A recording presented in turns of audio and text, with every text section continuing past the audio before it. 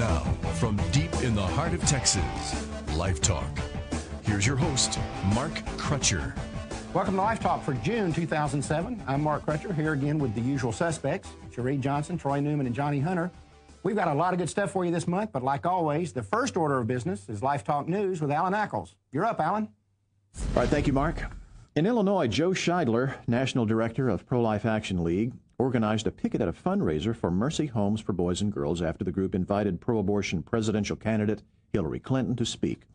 Scheidler told LifeTalk News, quote, "We were there to primarily picket Hillary. We were going to picket her when she came to Chicago. It just turned out that it happened to be a Catholic institution's fundraiser," unquote. Scheidler asked Father Donahue, the Home's director, to cancel the invitation based on Clinton's staunch support for abortion rights. Father Donahue stated that although he was not consulted about the invitation, he could not rescind it. Scheidler said that there seemed to be a disconnect since the Catholic bishops have stated that Catholic institutions may not provide a platform for pro-abortion politicians. In other news involving Joe Scheidler, U.S. District Judge David Corr has ruled in a national class action suit that Scheidler and other pro-life advocates did not violate federal racketeering laws in their protests. In 1986, the National Organization for Women claimed that pro-life protests outside abortion mills constituted extortion and could be prosecuted under the Federal Racketeer Influence and Corrupt Organizations Act. In 2006, the U.S. Supreme Court ruled against NOW. Well, after that ruling, however, NOW convinced the Seventh Circuit Court of Appeals to keep the case alive. But the case was sent back to Judge Corr, who vacated all injunctions issued against the protesters. With this ruling, the fraudulent RICO case against Scheidler is finally over. Also in Illinois, a federal court has ruled that an ordinance from Granite City regulating the size of the signs that pro-lifers could carry violates the group's First Amendment rights. Pro-life counselors Angela and Daniel Michael, who head the Small Victories Ministry in Highland, filed the case against the city. Tom Brecka, chief counsel of Chicago's Thomas More Society, represented the Michaels and called the victory gratifying. In St. Louis, Archbishop Raymond Burke has resigned from the board of directors of the Cardinal Glennon Children's Foundation after it allowed rabid pro-abortion rock singer Sheryl Crow to perform at one of its events.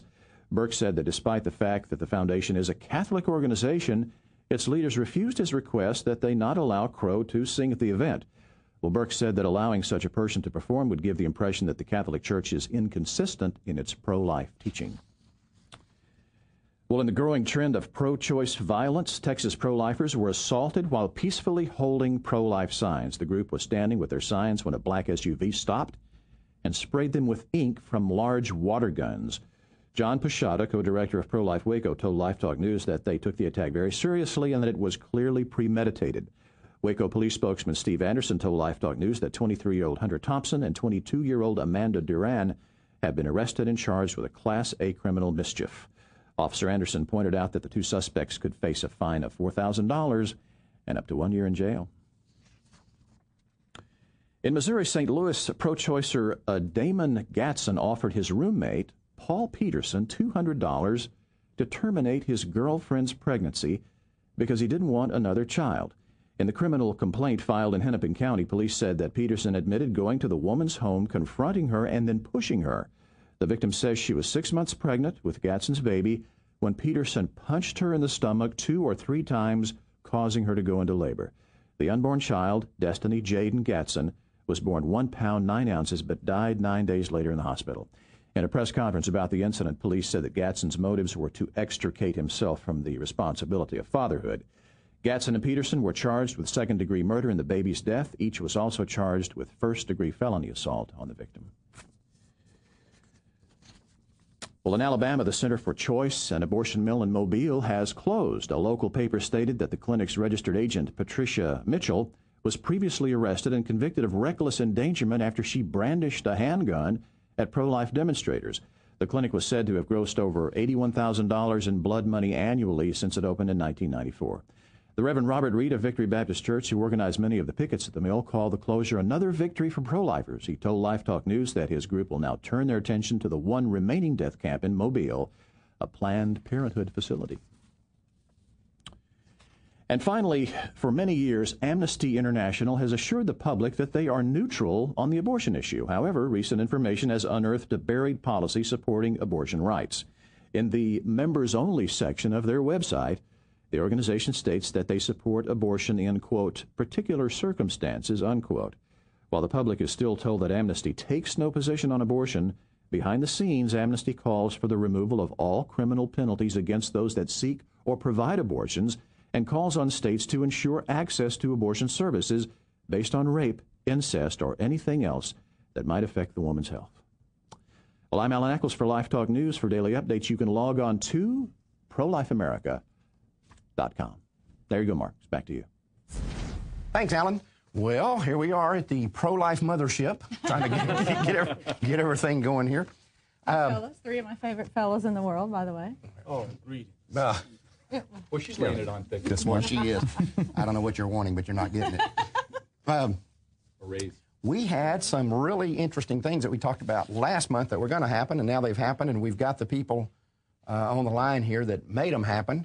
One of them is the ACOG, American College of Obstetricians and Gynecologists, had their annual convention, and some people took some of our brochures, our little Speak Out brochure, talking about what it's like to be an abortionist out there, and handed out about 2,000 of them.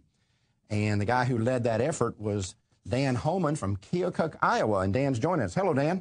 Hi, Mark. How are you doing, sir? I'm doing great. Well, first off, let me read if you think this is not a radical pro-abortion organization, let me read what they said after the partial birth abortion ban was upheld by the Supreme Court. Quote, today's decision to uphold the partial birth abortion ban of 2003 is shameful and incomprehensible to those of us who have dedicated our lives to caring for women. It leaves no doubt that women's health in America is perceived as being of little consequence. Now, this man is a physician, so that means he knows good and well that he's lying through his teeth here. A partial birth abortion has nothing to do with protecting the health of women. It cannot be done. Well, Dr. Joseph Mengele was a physician, too. Absolutely. That's exactly right, Dan. Right. Well, Dan, you guys took some of these Abortionist Speak Out brochures that we produce to the ACOG convention, and we're handing them out to the attendees going in and out. What was your reaction or response from that? Well, some of the doctors, complain to us that they don't do abortions, and they try to distance themselves from that part of of ACOG, but in the American Medical Association. But at the same time, you can't. You're besmirched with the blood of the innocent babies when you belong to an organization that sanctions abortion. ACOG has never seen an abortion they didn't like, and they've never met an abortionist that they wouldn't certify. Right. And we had a core group of 8 people that ministered for 3 or 4 days out there, and 4 of us were from out of town, and Janet Spears, Michael Bray, Donna, and myself. And then there were 4 people that were from California that traveled quite a ways. Sharon Gergerich and her daughter, and Ann Franzik, and Ron Brock, drove his Truth van around there, during the entire conference. And so they knew you were there. Oh yeah. In fact, they had 350 vendors that were competing for attention, at this convention. This thing draws in millions of dollars from drug companies and people that are, peddling their wares. And we got the most attention. And this is the 4th year that